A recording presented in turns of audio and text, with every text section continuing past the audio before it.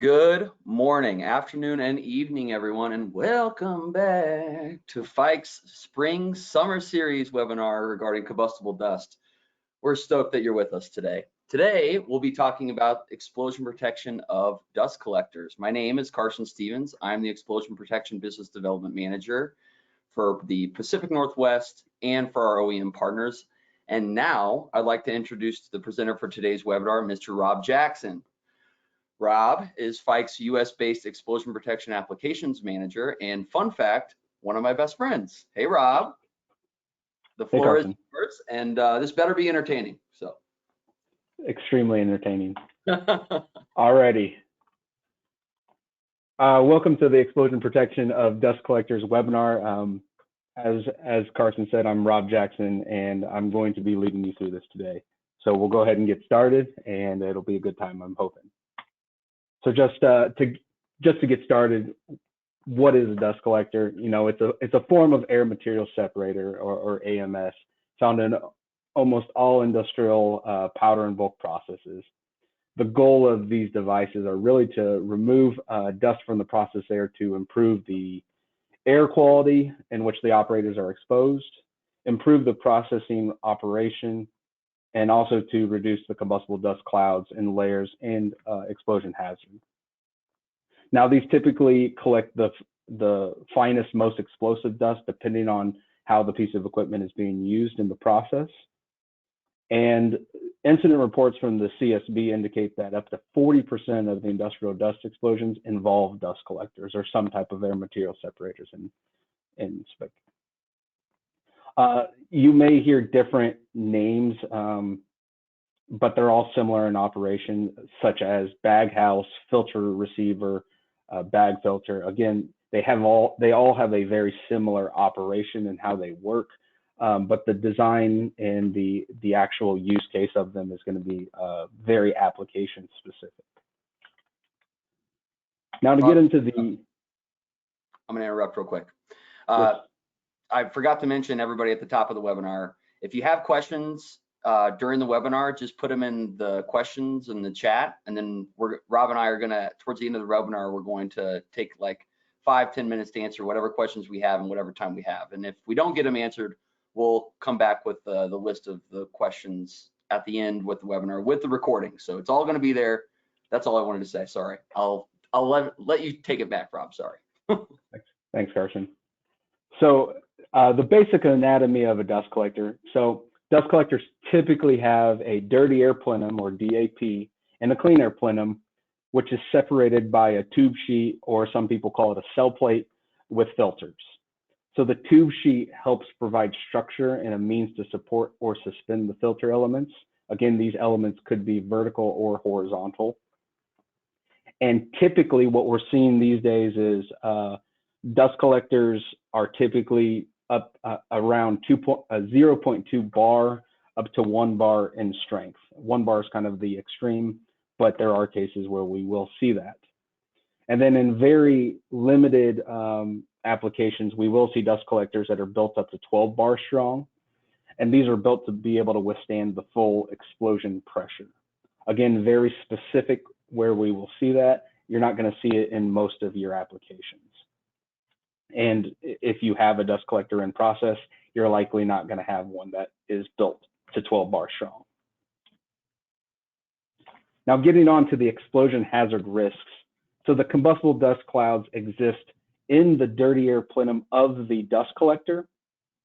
And there is a possibility that that same dust cloud could exist in the clean air plenum in the event that a filter bag is broken or dislodged. However, in most cases, we will consider that your clean air plenum is free of dust, and I'll touch on that in a little bit more later in the presentation.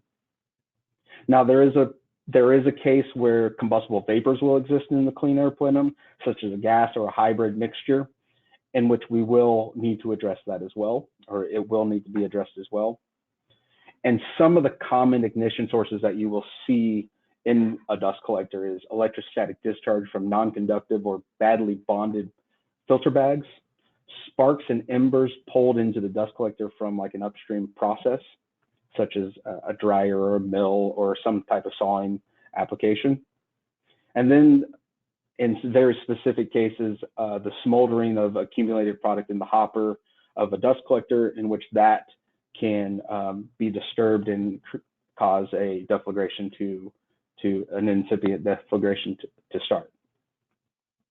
So a deflagration originating in the dust collector will propagate through the inlet and exhaust connections and throughout the plant as it's connected to. So now we're going to get into just briefly the explosion prevention methods. These are things that you're going to do to help prevent a deflagration. Some of the things include the use of an anti-static filter bag material, proper electrical bonding and grounding of filter bags, automated ground continuity supervision, and then there are cases where you can have a spark or ember detection coupled with a spark suppression or isolation on the dusty inlet, again, to prevent that spark from propagating and creating an incipient deflagration in the dust collector itself. There are broken bag detection that are installed on the clean air outlet, as well as a differential pressure measure to ensure that no fuel from the dirty air plenum is leaking into the clean air plenum. And then we also have temperature supervision and carbon monoxide monitoring, both on the clean air outlet to help with that prevention. Now I'd like to share with you this video. This video is just a example of what could happen. So we have our dust collector operating as normal with a dust cloud that's being generated from standard processing of the dust. And some ignition source starts to propagate into that dust collector, which could ignite that dust cloud, allowing flame to propagate both upstream the inlet and downstream the exhaust, and eventually cause rupture or an explosion of that dust collector if no protection is installed and it's not able to withstand that pressure. So now let's get into what this webinar is about, the explosion protection methods. So I personally, when I explain this, I like to break this up into two major areas. One is the overpressure and flame control within the dust collector itself. And then the second part is the propagation of flame and the propagation of the deflagration up and downstream of the vessel.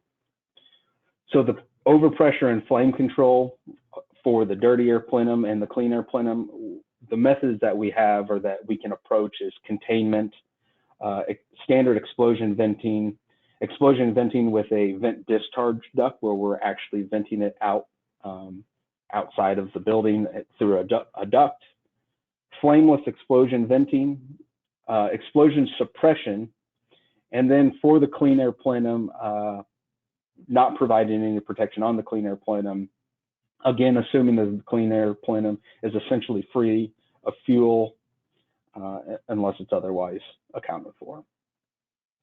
So after we consider the overpressure and flame, then we want to consider the propagation up and downstream of the vessel. First, the discharge, which is number one, the discharge out the bottom of the hopper.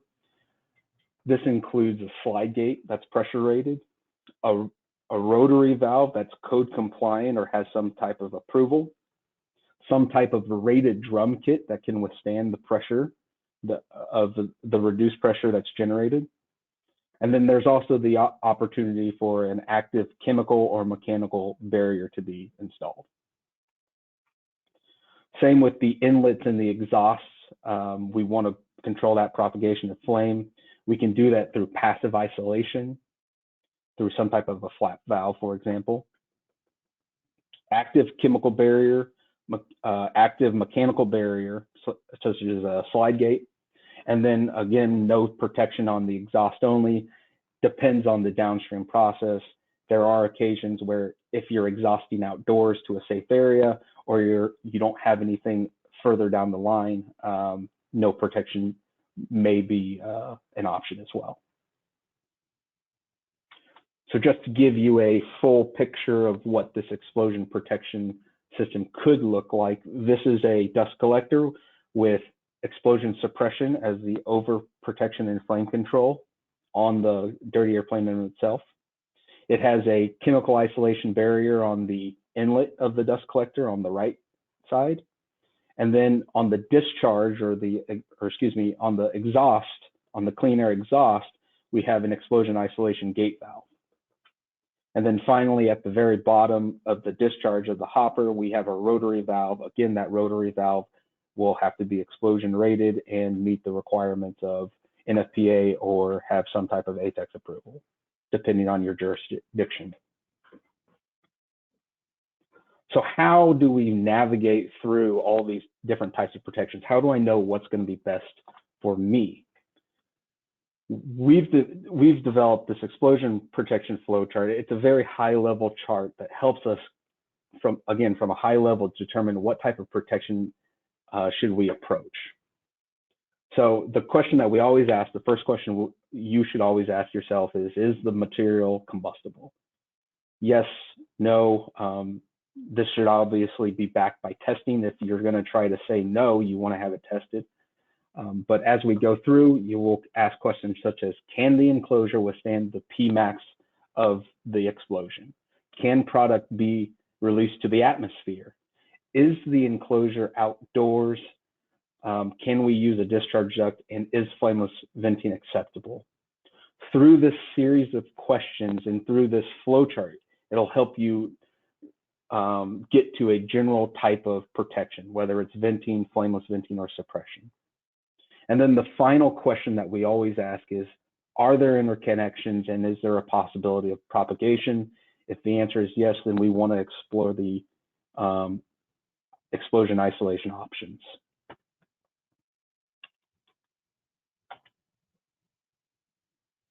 So now we're going to talk about protecting the different sections a little bit more in depth. So the dirty air plenum, the clean air plenum, and then the isolation of each of the lines.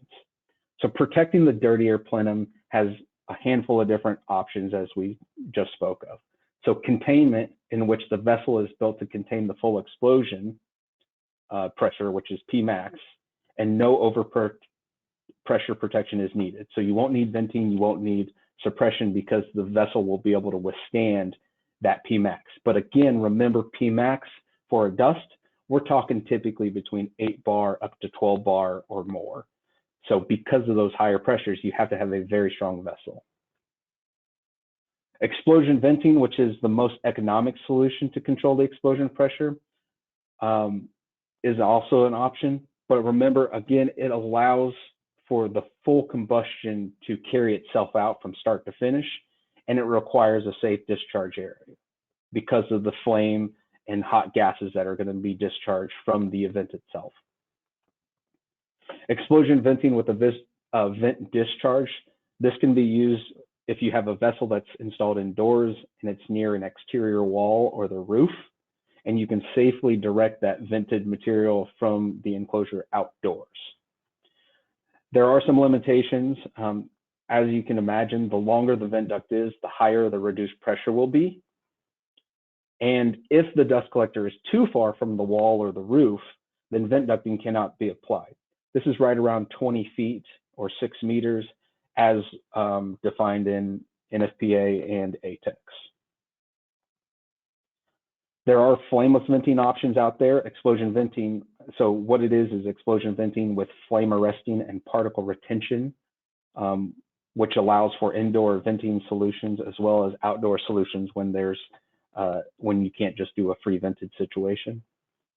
And then the last option that we kind of go to if we can't get any of the other four is explosion suppression, which can be applied when containment and venting is not an option. So going in depth a little bit more of each one of these type of protection methods. I want to start with explosion venting because containment's pretty self-explanatory. Venting, the number and size of vents really depends on a couple of items. That includes the volume vessel, the geometry, or the L over D as we say, the vessel strength, or P-red, the hazard being your KST and your Pmax of the dust or their hybrid, operating temperatures and pressures, and then the location of the vent panels. Those are the general things, the most common things we need. On occasion, there are other things, but those are very application specific. And when we go to install these explosion vents or these vent panels on our piece of equipment, you really want to put them on, you want to keep them on the straight wall, but nearest the most likely ignition point. That ignition point is likely going to be the hopper. It's where that dust cloud is going to be present and where it can sustain some, or excuse me, where it can handle a combustion, or where it can, where a combustion can occur. On horizontal cartridge filters, we will allow you to install it on the wall or on the roof of the collector as well. And then one of the important things that we talk to our customers about, and you as a customer should understand, is obstructions internal and external of the vent could affect the venting efficiency. So internally, we're talking about baffles, diverter cones, anything on the inside that could be used to redirect or separate the volume. And then externally, building pillars, walls, and other equipment. Anything that could prevent that explosion vent from opening fully and releasing the pressure in the quick time, we're talking less than 800 milliseconds, in the quick time it needs to relieve that pressure and keep the pressure below what your P-red design is. Another note that should be known is all connected components that will see the pressure need to be able to withstand that P-red, the reduced pressure that you're designing to. So if I'm designing to a half a bar of pressure, every component that will see that half a bar should be able to withstand that pressure. Typically, the thing that sticks out the most is when people have like flex hoses that are connected to the discharge. That flex hose needs to be able to withstand that P-red. And then when you're doing free venting, an area where the vent will discharge should be restricted during operation to ensure no personnel is injured from the fireball that's coming out of the vent opening. When it comes to selecting a vent panel, Fike vent panels that we really our go-to vents are the CV-S, which is a non-hygienic bulged vent for pulsing and vacuum conditions. It's very robust and proven to be robust through a lot of testing and through real world situations that we've seen. And then we also have the SANI-V-S or SANI-VS that we say, which is a hygienic vent. Again, it's built for pulsating and vacuum conditions.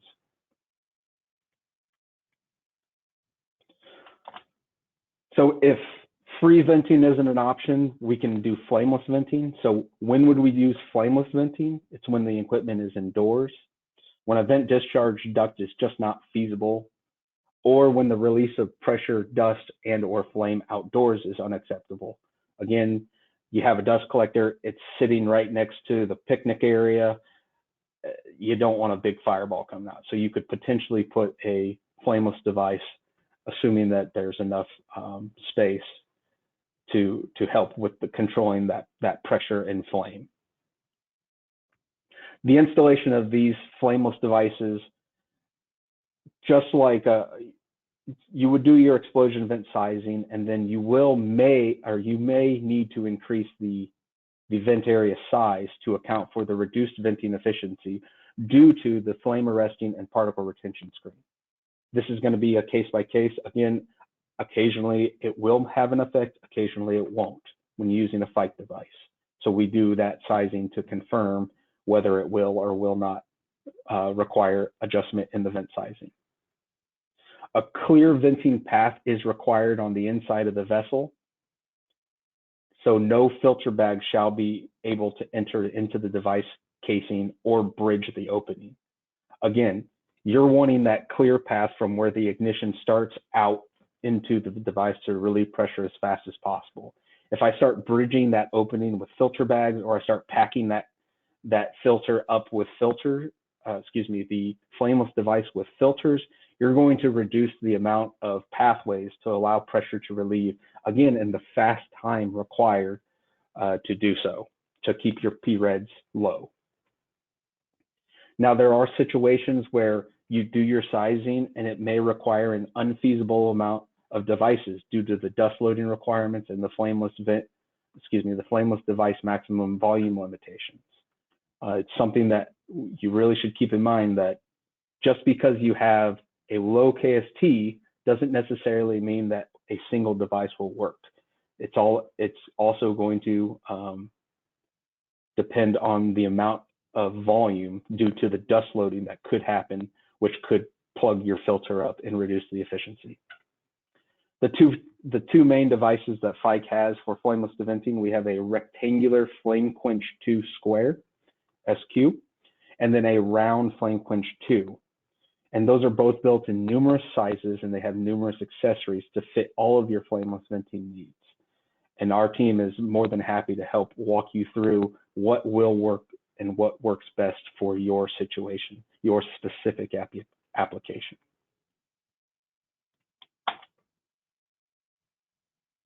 And then the final overpressure and flame control method is explosion suppression. We'll want to use this when the equipment is indoors and a vent duct and a flameless vent is not possible. When it's outdoors, but the release of flame and pressure is not acceptable, again, maybe there's people around or there's a risk of a secondary explosion outside of the dust collector. When the release of product is not acceptable, such as if you're processing some type of toxic or not environmentally friendly material, like think about any pharmaceutical who's processing like a heart medicine. You don't want to expose personnel or the environment to something like that in large doses. And then the situation when a vent area is just too large for the equipment. Maybe you do your sizing and the vent itself, the amount of vent area is just not feasible. You don't have enough clean wall to cut a hole. Or maybe you have a lot of instrumentation on your dust collectors with sensors and conduit, some type of steam jacket or something, and you can't put this vent. The suppression system is going to have a smaller footprint and would be able to account for that. So the size and number of HRD suppression bottles really depends on your volume of the dirty air plenum and then the amount of open dusty volume pockets. This could include the number of hoppers, areas above the cartridges or around the filters, how much open volume there is. And then also if there's like a separate inlet area or there's separation in the piece of equipment with some type of baffle or something. We will install these on the dust collector. So the most effective location for our HRD bottle is on the hopper or on the sidewall, where suppressant powder will reach all open areas in which that dust cloud can support combustion. I always consider our HRDs, just think about a fire extinguisher. If you know where the fire is, you're going to want to point that fire extinguisher directly at the base of that fire, where you can't just put it on somewhere up in the filters or at the top and say, well, I have it on there, so in theory, it should be able to protect it. No, you really want to direct those containers to be discharging directly at where that incipient deflagration is going to start, so that you keep your pressures down and prevent any propagation as much as possible. And then because this is an active system, you will require some type of pressure detector. The pressure detector, we install these on the sidewalls. We don't like putting on incline walls because of potential product buildup and hindrance of that nature. But we put them on the sidewalls with the lowest risk where particle impact and bag cleaning pulse disturbances could occur, and then nearest the most likely ignition point. Again, that typically is in your open volume, such as the hoppers, or potentially above the filters on a horizontal cartridge filter.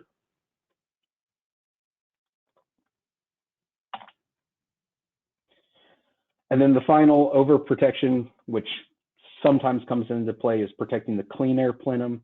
Again, this is whenever you're processing some type of hybrid mixture where a gas or a vapor could accumulate in the clean air plenum.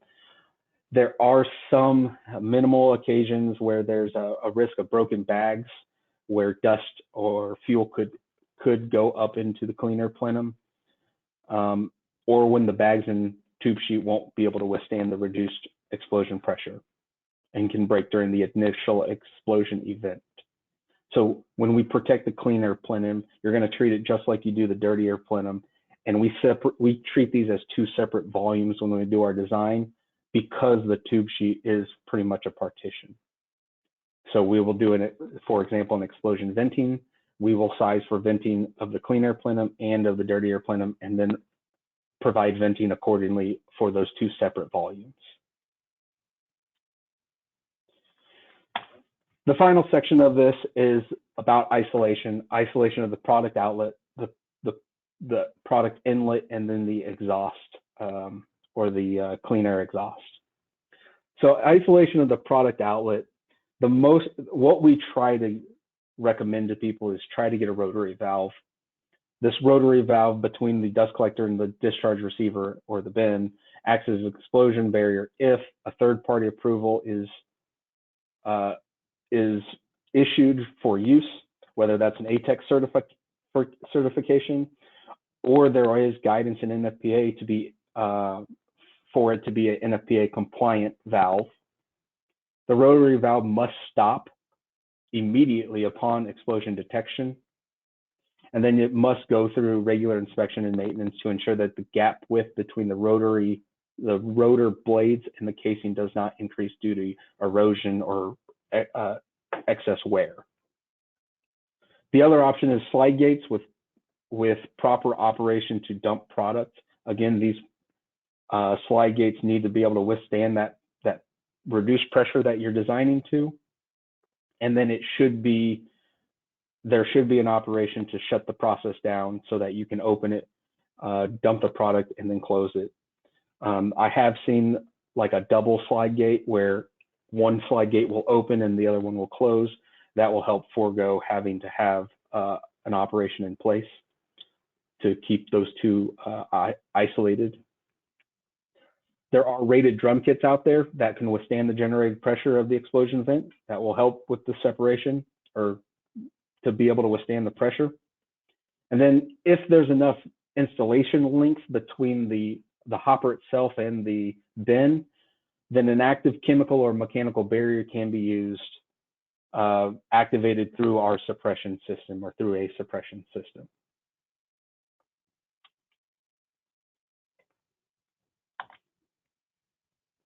So now the most important line to isolate, which is the dusty air inlet. This is the most important due to high explosive hazards when explosion propagation is not halted. The preferred method with vented dust collectors is passive mechanical isolation valve. Fike offers the Fike DFI valve, which is the dual flap isolation valve. And it is it's a passive valve that opens upon standard flow, and then the reversal of flow slams that valve shut. Other methods of isolation include a Ventex valve with lower dust concentrations, the use of a chemical barrier or mechanical gate valve, or the use of a pinch valve, which also can be used simultaneously to prevent spark entrance. So it can be used as a preventative method of looking for sparks and then closing, and then it can be reset in the field. It can be reset in the field without having to have a Fike certified tech or a tech come out and reset it. When it comes to suppressed dust collectors, the most cost-effective method of isolation is a chemical barrier. You're already going to be buying controls, detectors, and some type of container. So putting another container on for a chemical barrier is very cost-effective. And the only method of isolation protection for a contained dust collector, which is going to see pressures of 10, 12 bar, is a mechanical gate valve. Now, it is important to understand that all isolation devices will require a minimum distance between the vessel itself and the isolation device. This could be from 6 feet up to 20 feet or more, depending on a variety of factors: your KSTs, temperatures, volumes, the number of bins, turbulence producing devices such as like fans. These things could all have an effect on your placement distance.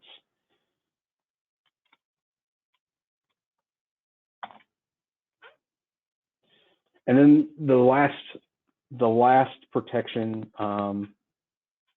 for isolation that you should consider is clean air outlet. The clean air outlet, and it is possible that no isolation is needed on the clean air if there is no flame propagation risk, the dust collector is suppressed, and the filter bags and tube sheet are rigid to prevent flame propagation, and there is no explosion propagation hazard. The explosion propagation through the air inlet is limited to the length and directed to a safe area, i.e. the IGV atmosphere. So if you're just discharging this through the roof and there's no one going to be on the roof and there's no other chance for a secondary explosion, you'll likely be okay to not have protection potentially. If isolation is needed, the preferred method again is some type of passive mechanical isolation device. And if passive isolation is not possible, a chemical isolation or mechanical isolation device is possible as well. So thank you for your attention. I hope this explosion protection of dust collectors was useful. And at this point, Carson and I will field some questions. Good job, Rob. You're the man. Yeah, speaking of questions, there are like 40 questions. We're probably not going to be able to get to all of them. Good stuff. We'll do our best to answer some of the ones that we see are more frequently asked. And Rob and I were talking before the webinar. Rob, these are all fastballs. There are no softballs here. Here they all are. So good. Good. Okay, so first one, and I think this is a good one. How does the drum kit work? So the drum kit is built to withstand higher pressures. Typically you'll just see like a flex hose with some cable clamps hooked to a drum. The drum kit is actually built of stronger materials. Again, it's a product that's out on the market. You'll just have to go out and do some research on it. I believe if you search like NFPA 654 drum kit, you'll be able to find some data on it on the internet. Thank you. Okay, so there's one other question about how do I get pricing for any of this stuff? Just reach out to Fike.com. You have all of our information. You'll have all of the webinar and stuff too. Any of those avenues will work to getting into that stuff. Okay. And I do want to add to that. Yeah, when you contact our team, you will be greeted by a guy like Carson, but then Carson has a full team of engineers, including myself and my team, who can support on more technical and more advanced questions as well. Perfect. Okay. For exhaust isolation, if the dust collector and its fan are installed inside the building, but the exhaust air is evacuated outside, no recirculation, is it required to provide isolation propagation, nevertheless, to prevent damages to the fan that could result in damages in the area within the building? So that's a good one. I'll let you have that one. So again, they're all very application specific. Depending on if the fan can't withstand the pressure, then you may want to be able to put some type of isolation before the fan if you have room. And I'm going to have to defer to NFPA 654. There's more guidance on clean air recirculation and the requirements of protection in that regard. Again, it's very application specific, and our team would review your situation very specifically and give you a more clear answer. Thank you. A couple more. I got this one. Is your flameless vent FM approved? There are some that are, and there are some that aren't. And again, very application specific. The FM has, we've worked with FM to figure out what vent efficiencies are acceptable for each vent application that we can comfortably stand behind and make a good engineering judgment. But yeah, reach out to us and we can talk more about which ones are and which ones aren't, which one would be best for you.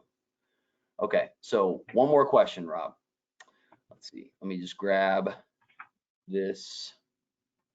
I'll grab this one.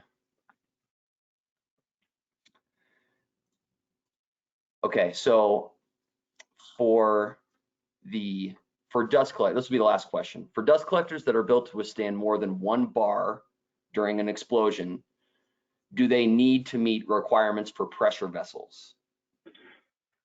That's a good question, and that comes up a lot.